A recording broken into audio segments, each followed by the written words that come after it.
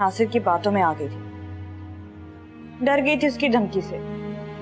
अब फिर मुझे लगा कि बच्चों से मिलने के बाद शायद वो, आज मुझे एक बात का एहसास हो गया, औरत मर्द के बगैर जिंदा तो रह सकती लेकिन जी नहीं सकती। इसे कुछ हो जाता तो मैं तो जीते जी मर जाती ना। चलो बेटा, बहुत हो गया, अब कोई जरूरत नहीं है यहाँ रहने की। उठो, चलो उठो बेटा, चलो। आप मेरी बात तो सुने। क्या सुनूं? इसने जो सुनना था सुन लिया। बस ये यहाँ नहीं रहेगी और कोई जरूरत नहीं है कुछ उठाने की। चलो, जैसी हो इसी तरह आओ। ये सच है कि हारिब और हया की शादी मैंने तबरेज से बदला लेने के लिए करवाई, मगर अब मुझे किसी से कोई बदला नहीं लेना। तबरेज को माफ कर दिया मैंने, क्योंकि अब तो मैं उसकी माफी की तलबगार हूं। मैं चाहती हूँ सब कुछ ठीक हो जाए। ये क्या पता।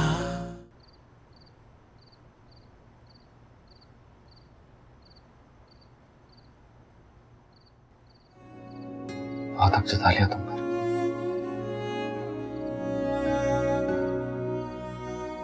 अब पता चला है कि तुम पर हक जताने का हक था ही नहीं मेरे पास।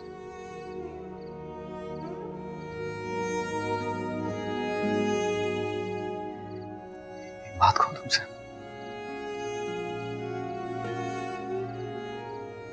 अम्मी को माफ कर दो। आप ऐसा क्यों कह रहे हैं? क्योंकि उन्होंने जबरदस्ती तुम्हारी शादी मुझसे करवाई।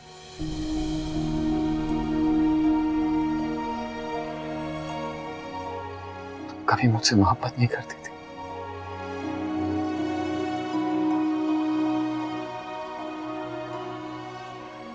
और शायद कभी कर भी नहीं पाओगी।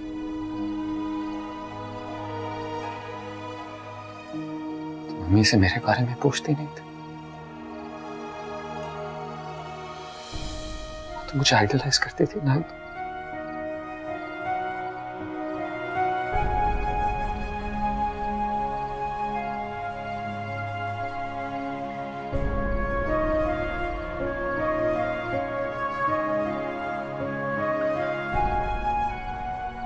ये तो सुना होगा तुमने कि जोड़े आसमानों पर बनते है ना।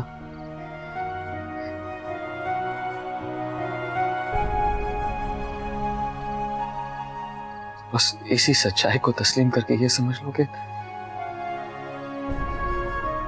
अम्मी की जिद तो एक बहाना था।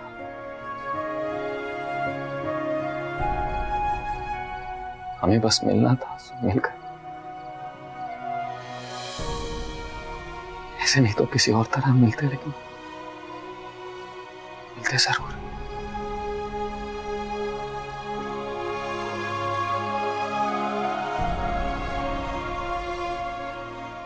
आज के बाद मैं कभी तुम पर गुस्सा नहीं होगा।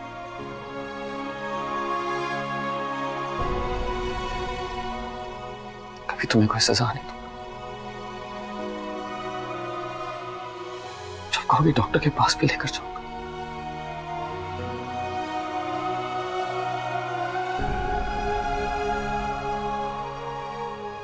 तुम अपनी स्टडीज भी पूरी करना चाहती हो ना।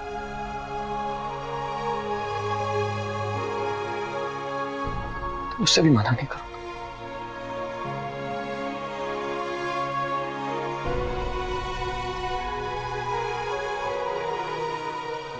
बस मुझे कभी खफा मत होना, मुझे कभी अकेला मत छोड़ना।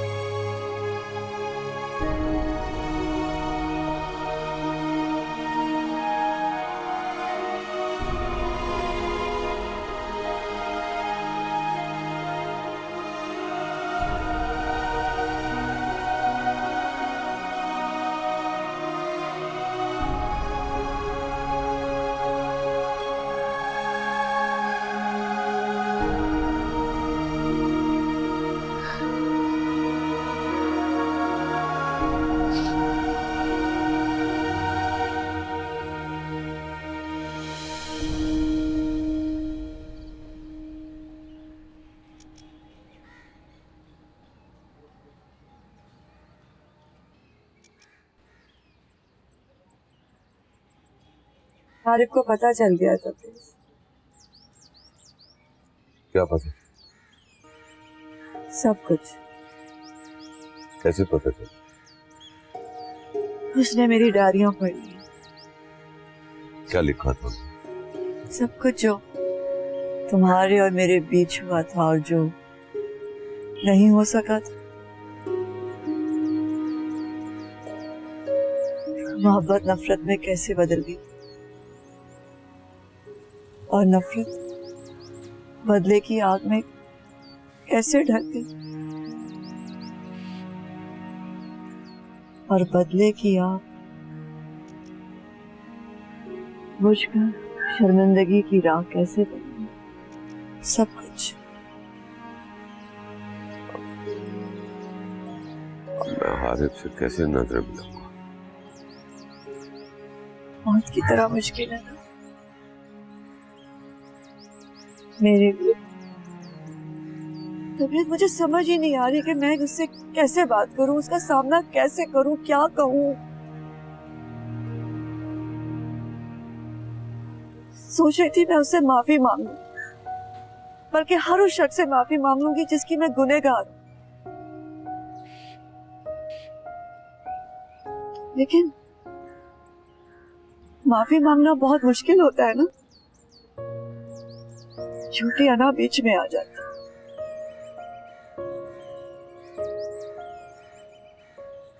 काश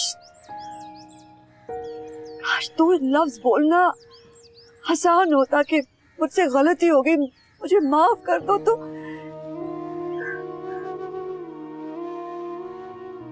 काश काश तुमने मुझसे माफी मांग ली होती तो कितने घर तबाह होने से बच जाते, कितनी जिंदगियां बदल जाती।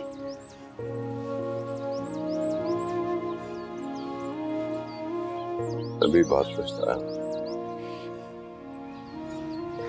लेकिन वक्त लौट कर नहीं आ सकता।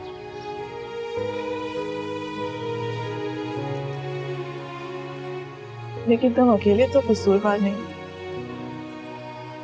मोहब्बत तो हम दोनों ने की, तो हम दोनों ही कसूरवार हुए।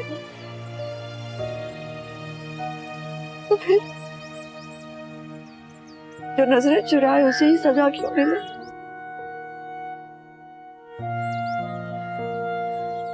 दूसरा मोतबर होकर सोसाइटी में घूमता फिर।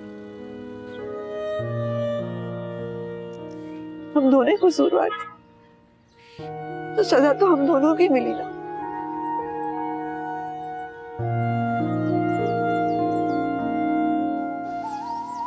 वैसे तबरेज, मुझे तुम्हें मुबारकबाद देनी चाहिए। तुम चाहते थे ना कुदरत का इंतकाम अपनी आंखों से देखो।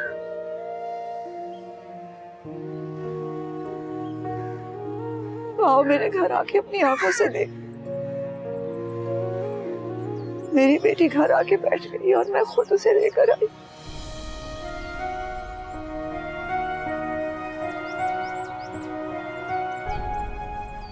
मेरे दिल में कोई और भी है ना फांसी है, क्योंकि दिल की आग जो है ना वो आज तक पहुंचती है। काफी नहीं हो गया?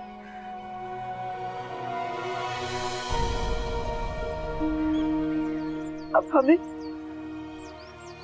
एक दूसरे के खिलाफ कुछ बुरा नहीं सोचना चाहिए। जो हो गया सो हो गया। वादा करो आईना कुछ गलत नहीं सोचे।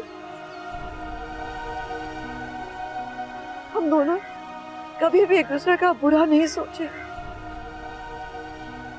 है ना?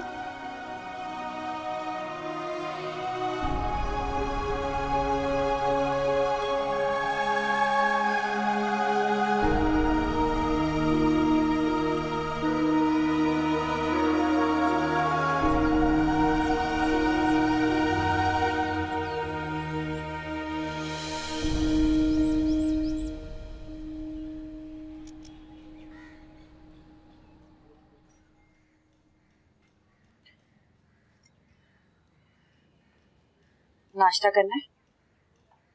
आओ बैठो। रुको, चलो तुम दोनों बाहर जाओ खेलने के लिए। मिस्टर बाजी, आपकी नाराजगी मुझसे, खाने से तो नहीं, बच्चों को नाश्ता तो करने देती। मैं नहीं चाहती कि मेरे बच्चे किसी के निवालों के मखरूस हो। माँ बाप का कर्ज तो इंसान चुका ही नहीं सकता, लेकिन जब से इस घर में तुम्हारे पैसों का खाना बनना शुरू हुआ है ना, तब से मुझे डर लगता है कि कल को तुमने हिसाब मांग लिया तो कहाँ से दूंगी। कोई नहीं मांगेगा आपसे हिसाब। वक्त का कुछ पता नहीं होता कि कब क्या हो जाए। तो क्या इन्हें भूखा मारेंगी? अभी मैं मरी नहीं हूँ, कर लूंगी कुछ ना कुछ। अच्छा, क्या करेंगी? कपड़े धो लूंगी, बर्तन मांज लूंगी, लेकिन अब मैं किसी की मोहताज नहीं बनूंगी। मैंने ये नौकरी किसी को अपना मोहताज बनाने के लिए नहीं की, इस घर के लिए की है। अपने माँ बाप का हाथ बढ़ाने के लिए शुरू की थी, और माँ बाप की जिम्मेदारी में आप भी शामिल। लेकिन ठीक है, अगर आपको ये बात पसंद नहीं तो आपकी मर्जी, आपको जो ठीक लगता है आप वही करें, लेकिन जो मुझे सही लगेगा मैं वही करूंगी।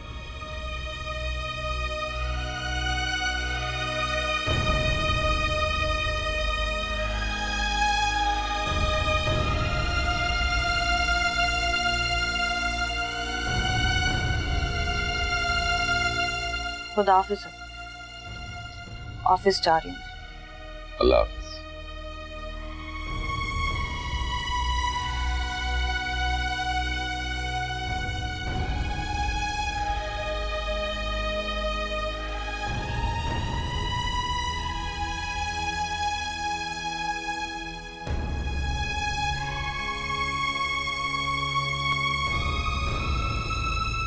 नाश्ता लाऊं आपके लिए?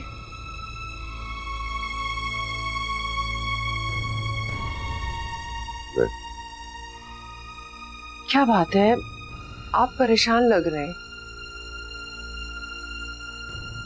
तो तुम भी लग रही। मेरी परेशानियां तो पुरानी है, कोई नई बात नहीं है, लेकिन आपके चेहरे से तो लग रहा है कोई नया गम गोद ले लिया है और उसको पालने की हिम्मत नहीं है आपके अंदर। तुम संभाल लो, खुदा के बाद हमेशा तुमने मुझे संभाला। अच्छा मुझे बताए ना, क्या हुआ है? सब कुछ काम बता, तुम हमेशा समझ जाती, इस बार भी समझ जाती। जहाँ कदम लड़खड़ाएंगे तुम हाथ थाम दो।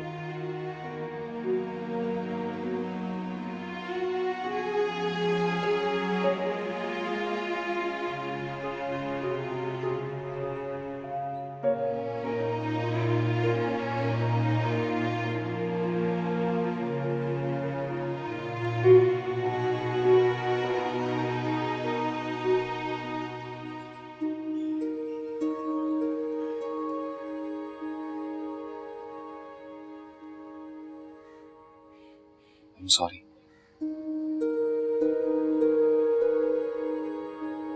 मुझे आपकी डायरीज नहीं पढ़नी चाहिए।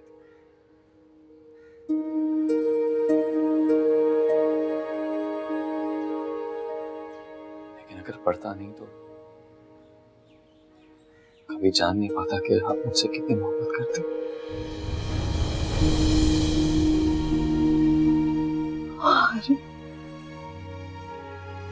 मुझे माफ कर दो बेटा, मुझे माफ कर दो, मुझसे बहुत बड़ी गलती हो गई। तबरेज से बदला लेने के लिए मैंने तुम्हें इस्तेमाल किया। मैं जानती थी कि हया तुमसे मोहब्बत नहीं करती और शायद तुम भी उसे नहीं चाहते। मैंने तुम दोनों की शादी करा ताकि इसको वज़ियत मिले, उससे तकलीफ हो, दुख हो, उसे मेरी आंखों पर बदले की आग की पट्टी बंधी हुई थी और मैं सोच भी नहीं सकती थी कि इस बदले की आग में मेरे अपनी औलाद आ जाए। सबसे गलती होगी बेटा, मुझे माफ कर दो। आपने अपनी जिंदगी में बहुत दुख सहे, आपकी डायरी के हर वर्ग पर मैंने आपके आंसू देखे। हर लफ्ज को आपके दुख का गवाह पाया मैंने।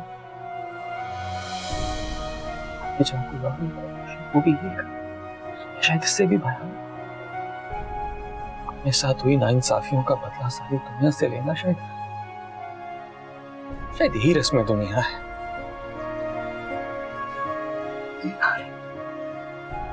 नहीं, इस रस्म को खत्म होना चाहिए यहीं से। अरे मैं सब कुछ बदलना चाहती हूँ। तबरेज से बदला लेने की खातिर जो जो गलतियां मैंने की है मैं उन्हें सुधारना चाहती हूँ। मैं सब ठीक करना चाहती हूँ। मैं सब पहले जैसा करना चाहती हूँ। तुम मेरा साथ दोगे बेटा, मेरी मदद करोगे ना? मुझे माफ कर दो, मुझसे बहुत बड़ी गलती हो गई।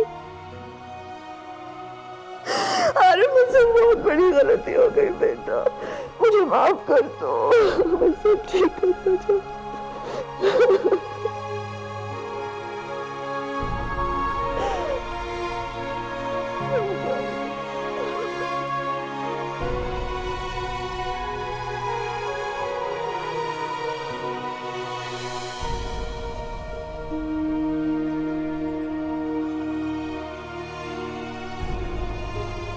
हेलो, इम्तियाज साहब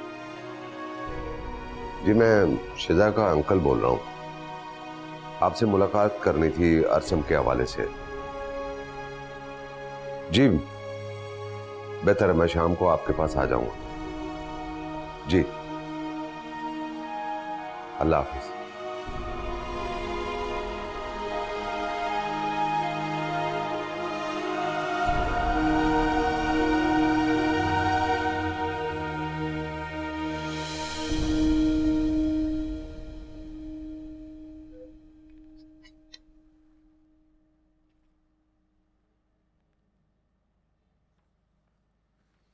हेलो हेलो फारिस भाई, मैं मंजूर बोल रहा हूँ।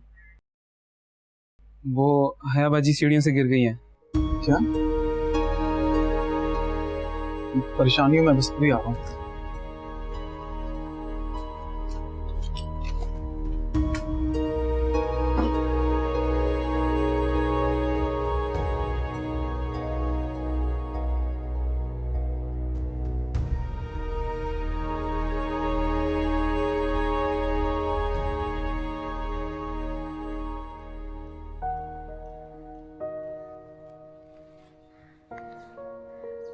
दूसरों का ख्याल रख सकती हो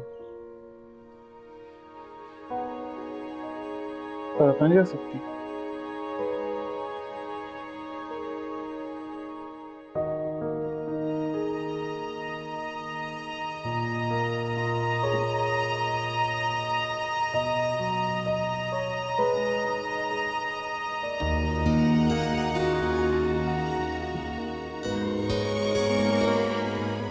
खैर मैं अब आ गया हूँ, सब ठीक हो जाएगी।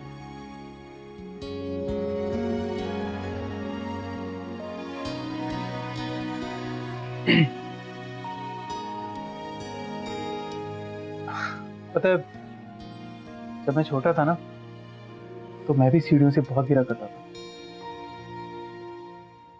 और हर बार मुझे अम्मी से डांट पड़ती थी। चोटें लगती थी, कभी कभी मेरे बाजू पे, कभी मेरे कंधे पे, कभी पैर पे, बहुत चोटें लगती थी।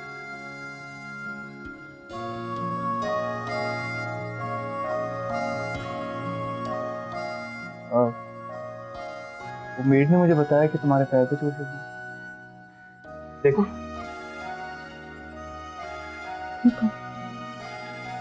जानता हूँ कितनी ठीक है। डॉक्टर ने 15 दिन का बेड रेस्ट दिया और जब तक आप बिल्कुल ठीक नहीं हो जाती मैं आपके पास ही हूँ।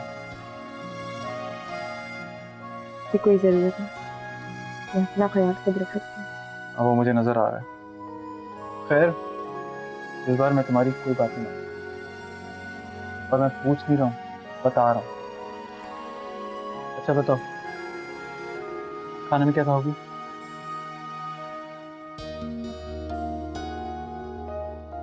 कुछ भी नहीं। मैं अपने हाथ से तुम्हारे लिए बनाऊंगा।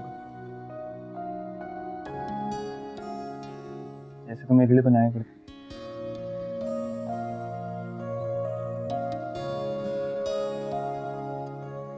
तो बताओ क्या खाओगी? चीज ऑमलेट योर फेवरेट, खाओगी? नहीं मैं भी लाया, वेट करो।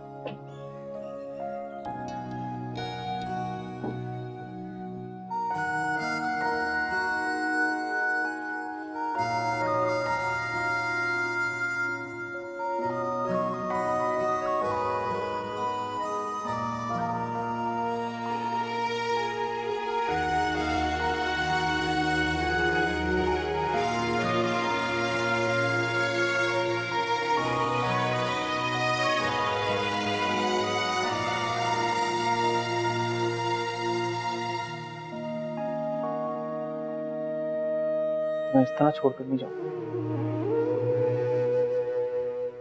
तो फिर किसी तीसरे कहानी का वेट करोगे ताकि उसे अपने घर ले जा सको, अपने भाई की शादीशुदा जिंदगी को फिर से संवारने के लिए?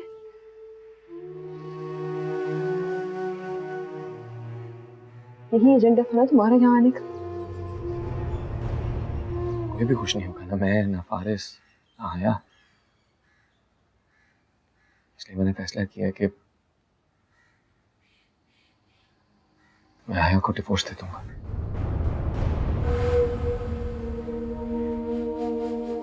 ताकि वो फारिस से शादी कर ले। कहाँ हूँ मैं,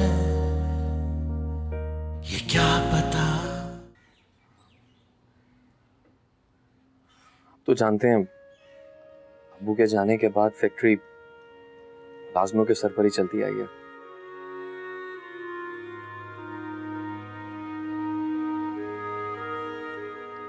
अम्मी शुरू में कभी कभार जाती थी ऑफिस में, मगर उन्होंने भी जाना छोड़ दिया। अकाउंटेंट घर आकर हिसाब देकर जाते थे और वो जो भी कहते थे अम्मी मान लेती थी।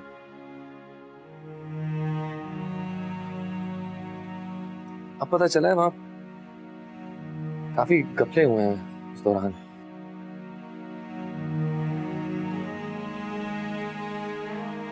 लोगों को नौकरी से निकाल दिया अम्मी ने, लेकिन सब मसले का हल नहीं है।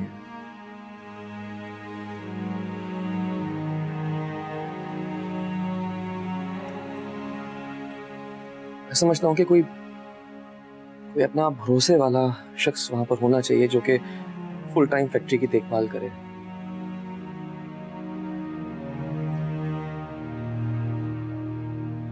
जानते मेरा तो क्लिनिक है, फारिस अपनी जॉब में बिजी रहता है, हमारे लिए पॉसिबल नहीं है इतना वक्त देना।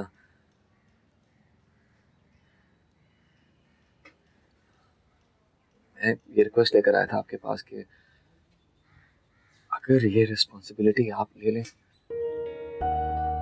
मैं कैसे? चाचा जान प्लीज इनकार मत कीजिएगा। बेटा आज तक मैंने इतनी बड़ी जिम्मेदारी निभाई नहीं है। मैं कोशिश करेंगे तो सब हो जाएगा। प्लीज चाचा। मैं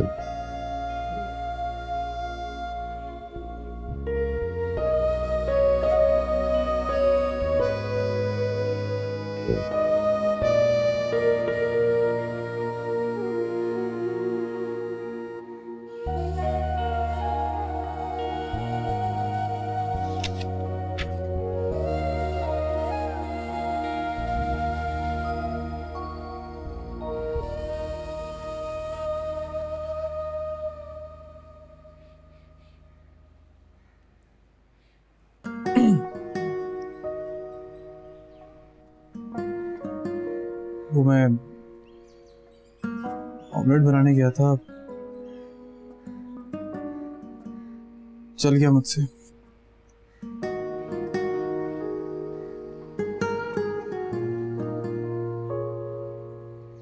कुछ बाहर से ऑर्डर करें? मुझे कुछ नहीं खाना।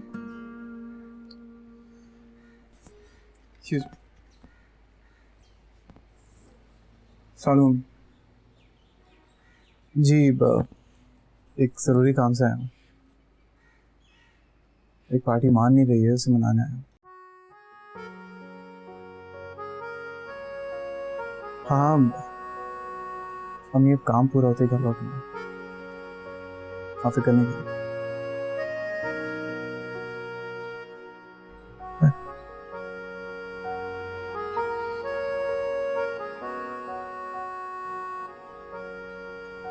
सॉरी वो मैं ही कॉल थी।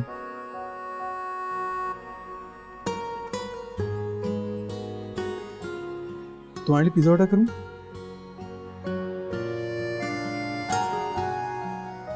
मैं अभी ऑर्डर करके आता हूँ। ओके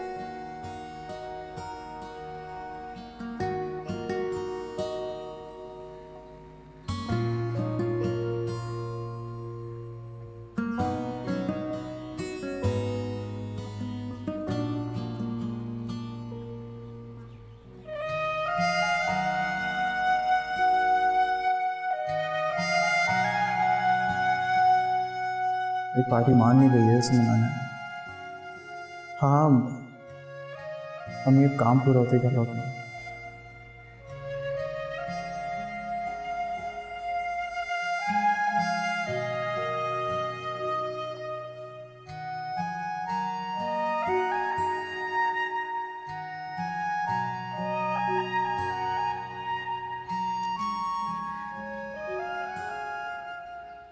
आरिफ ने पूरी कोशिश की कि मुझे पता ना चले कि वो मेरी मदद कर रहा है। हालांकि मैं जानता हूँ, समझता हूँ कि तुम दोनों माँ बेटा मेरी मदद कर रहे हो, लेकिन हालात ही ऐसे थे, मैं इनकार ही नहीं कर सकता। गलत समझे हो तुम। हम कोई एहसान नहीं कर रहे तुमको, और ना ही तुम्हारी मदद कर रहे। हाँ अलबत्ता पहले किया करती थी, जब तुम दोनों को पैसे दिया करती थी। तब मेरी नीयत यही होती थी कि तुम और बुशरा मेरे एहसानों तले दबे रहो। लेकिन अब तो तुम जो भी करोगे अपनी मेहनत का करोगे।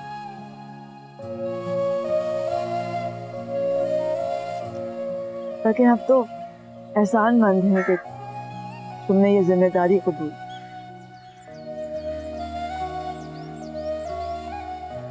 बातों में ना पहले तुमसे जीत सका, आप जीत पाओ। कितनी खूबसूरती से तुमने एहसान का रुख मोड़ दिया। हम ये एहसान का लफ्ज इस्तेमाल ही क्यों कर रहे हैं? हम ये भी तो कह सकते हैं कि हम दोनों साथ में भाग हैं।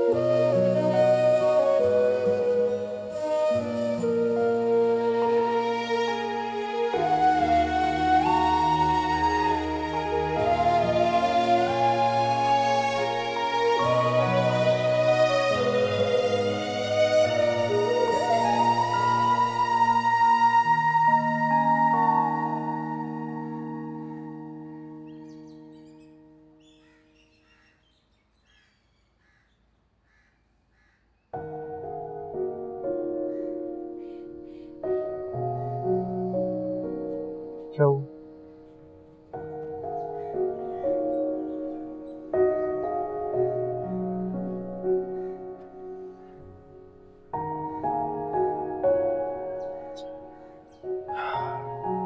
क्या नाश्ता करोगे? तुम्हें यहाँ नहीं आना चाहिए था।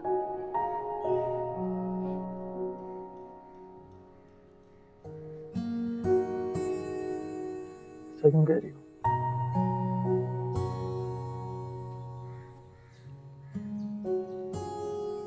कि हमारे दरमियान मोहब्बत नहीं है।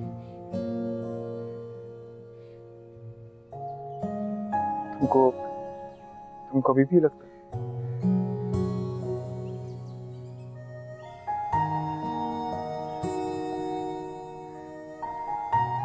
मेरी तरफ देखो, मैं कह रहा हूँ मेरी तरफ देखो।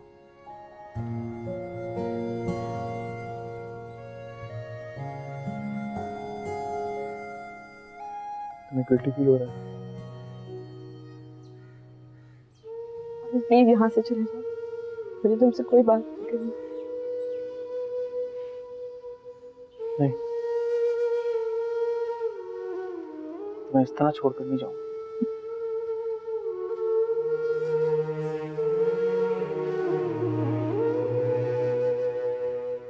तो फिर किसी तीसरे कहानी का वेट करोगे ताकि उसे अपने घर ले जा सको, अपने भाई की शादीशुदा जिंदगी को फिर से संवारने के लिए?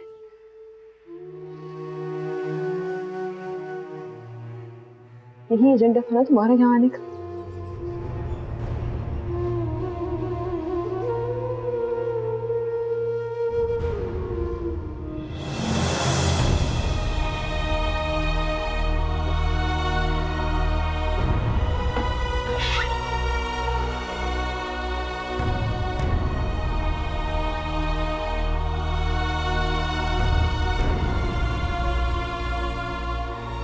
ठीक कह रही हो, मैं किसी एजेंडे के साथ ही यहाँ पर आया।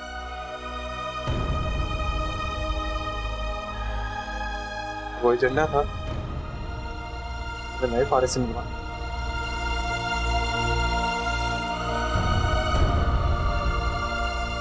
वो नई जिंदगी आगाज कर चुका, पुरानी मोहब्बत उड़ा चुका।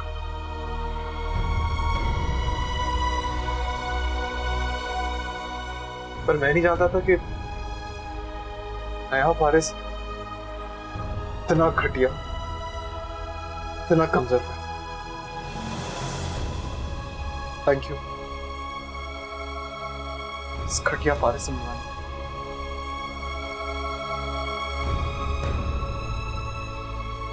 मुझे मेरी नजर में गिराने की।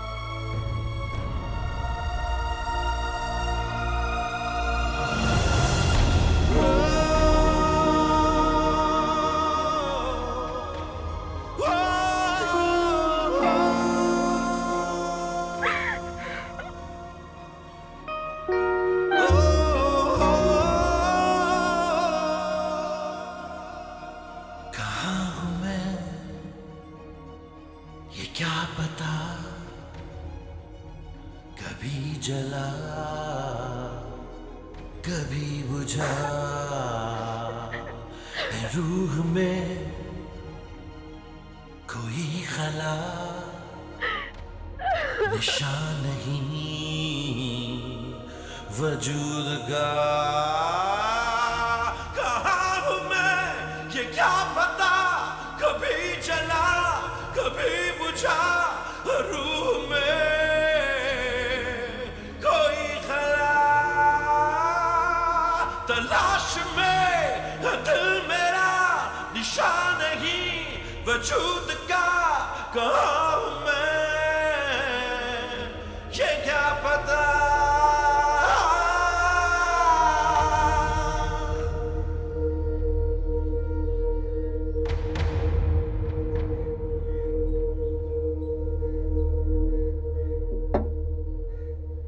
अम्मी,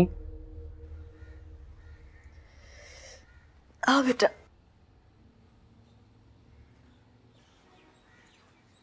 बैठो।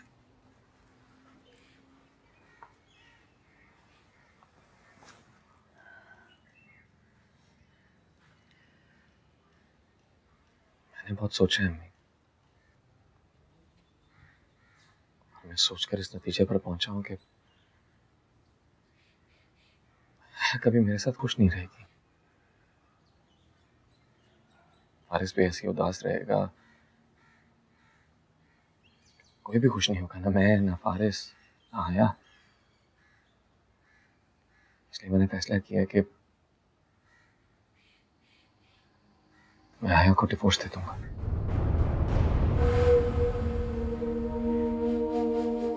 ताकि वो फारिस से शादी कर ले। ये क्या कह रहे हो तुम? ठीक ही तो कह रहा हूँ अम्मी। उसे आया की उदासी देखी नहीं जाती। औलाद की मोहब्बत उसकी किस्मत में नहीं तो कम से कम वारिस की मोहब्बत उसे मिलनी चाहिए। और तुम्हारा क्या होगा? मेरा क्या, मैं तो हमेशा से अकेला रहने का आदी था।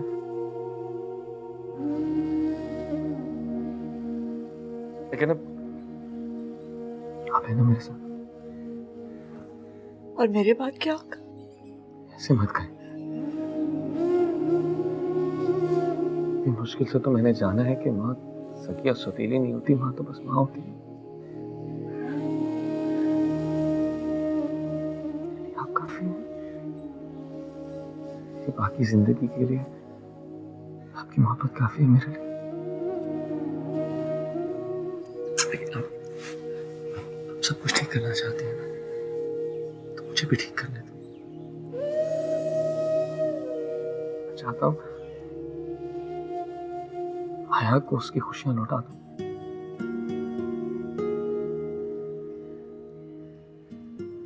वारिस को उसकी जिंदगी में वापस ले आऊं। नहीं बेटा,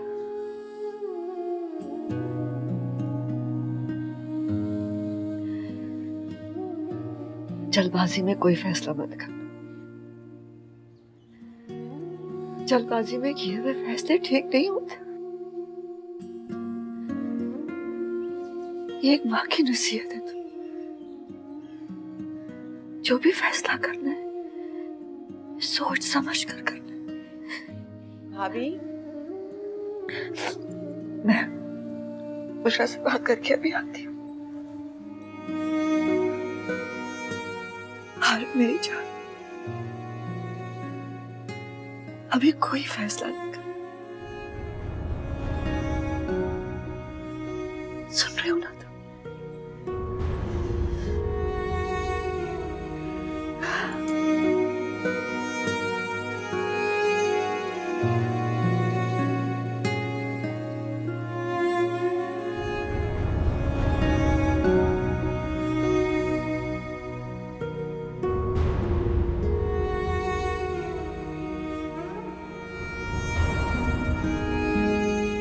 ये एक माँ की नसीहत है। जो भी फैसला करना है सोच समझ कर करना।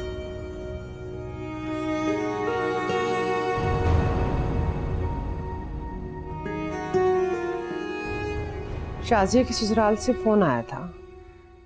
अच्छा, क्या कह रहे थे? कह रहे थे कि जफर 2 दिन के बाद दुबई जा रहा है और कल ही निकाह करना चाह रहे हैं। अच्छा, ये तो बड़ी अच्छी खबर है। तो क्या सोचा तुम लोगों ने? कुछ समझ में नहीं आ रहा भाभी। यही तो पूछने के लिए आपके पास आई थी कि क्या करूं क्या ना करें, क्योंकि मेरा दिल बिल्कुल भी मुतमईन नहीं है। तुम्हारा दिल इसलिए मुतमईन नहीं है ना बुशरा कि तुम सोच रही हो कि मैं आगे क्या साजिश करने वाली हूं, है ना?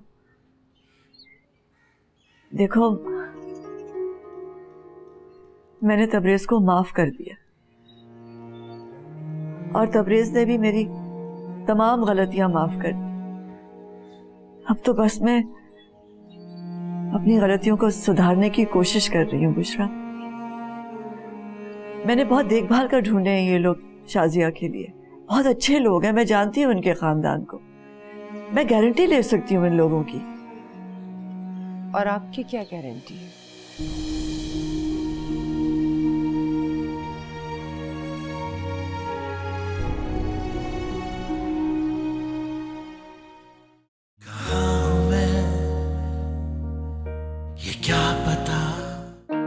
है तुम मेरी पहली मोहब्बत हो और आखिरी। कसम उठाओ कि तुम हया और हारिम के दरमियान कभी नहीं आओगे। है नहीं है खुशबू के साथ। मैं शादी करूंगा नहीं हया के साथ। जब तक उस उसकी तीनों बेटियां उसके घर की दहलीज पर आके बैठ नहीं जाती, मेरे दिल को सुकून नहीं आएगा। वो मेरी बेटी की इज्जत का जनाजा निकाला तुमने। तुमको मेरी फिक्र करने की कोई जरूरत हया, मैं मोहब्बत करता हूँ तुमसे। मैं हारी भाई को जाकर बता दूंगी कि उनके साथ शादी से पहले हया भाभी किससे मोहब्बत करती थी। ऐसे खड़ी हो जाओ, वहां जाके खड़ी रहो, सारी रात वहीं खड़ी रहो। मेरा तुम्हारे हलक से एक आवाज भी ना निकली।